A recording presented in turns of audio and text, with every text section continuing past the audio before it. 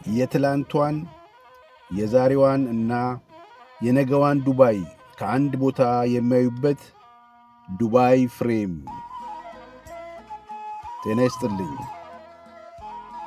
ያው እንደተለመዱት ሌሎች የዱባይ ሪከርዶች ሁሉ ዱባይ ፍሬምም የዓለማችን ትልቁ የፎቶ ክፈፍ ወይም ፎቶ ፍሬም በመሆን ባለ ሪከርድ ነው።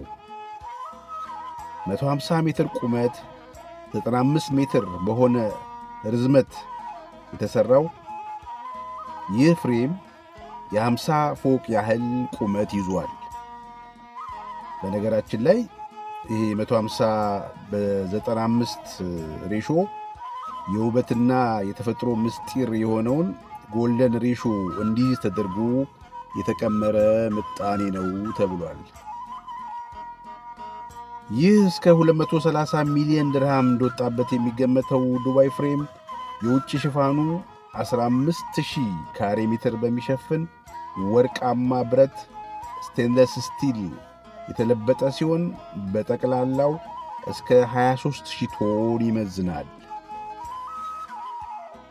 ዱባይ ፍሬም የተገነባበት ቦታ ራሱ የከተማዋ እምብርት በሆነው ዘአቢል ፓርክ ውስጥ ሲሆን ከላይ ሆነው ወደ ሰሜን ሲዞሩ ባር ዱባይን፣ ዱባይ ክሪክን፣ ከራማን፣ ዴራን ጨምሮ ጥንታዊቷን ዱባይ፣ ወደ ደቡብ ሲዞሩ ደግሞ ፋይናንሻል ሴንተርን፣ ትሬድ ሴንተርን፣ ዳውንታውንን ጨምሮ ዘመናዊቷን ዱባይ ይመለከቱበታል።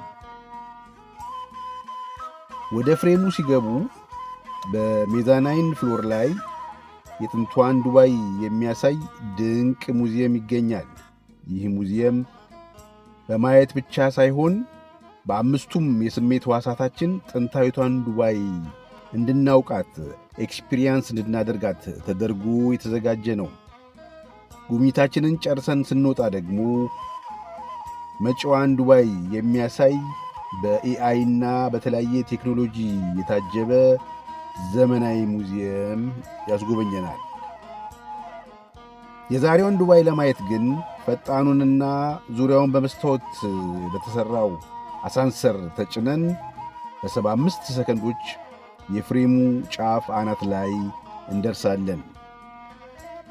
በፍሬሙ አናት ላይ የሚገኘው የመመልከቻ ማማ የከፍታ ፍርሃት ለሌለባቸው የሚሆን ቁልቁል ወደታች የሚያሳይ የመስታወት ወለል ተገጥሞለታል። ለሚፈሩት ደግሞ ዳርና ዳሩ የተለመደው አይነት ኖርማል ወለል ነው።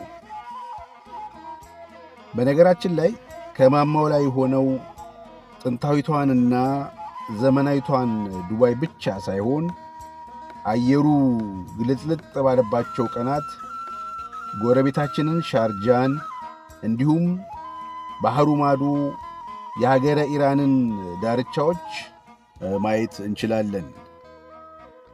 የዱባይ ፍሬም ጉብኝት ዋጋ መግቢያ ዋጋ 50 ድርሃም ሲሆን ዘወትር በየዕለቱ ከ9 ኤኤም እስከ 9 ፒኤም ክፍት ነው። አበቃው። መልካም ጉብኝት።